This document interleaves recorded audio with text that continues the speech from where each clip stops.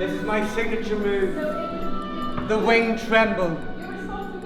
Well, I think Gulliver's Travels is an amazing book, but it's also quite impenetrable. And I suppose it's a bit like when we did an adaptation of Melmoth the Wanderer. You're interested in kind of stealing like the great ideas and seeing how you can kind of play with those in a contemporary framework. For me, the bit in Gulliver that has inspired the whole play is a line at the end where Gulliver has been to the land of horses, and he believes horses to be perfection and he wants to be like them. I think when we started thinking about it, we were thinking maybe it'd be an adaptation, but it's turned into a bit of a sequel.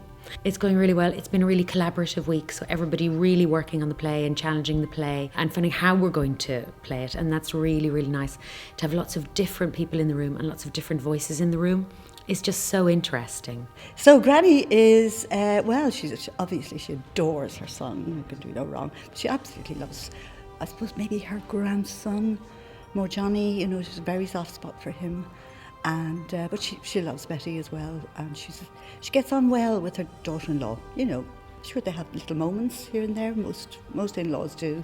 I think audiences will absolutely love it. There's a lot of humour and comedy, and we all care very much about it and what's happening, what's going on, and we're all throwing in our tuppence worth, and that's taken very well.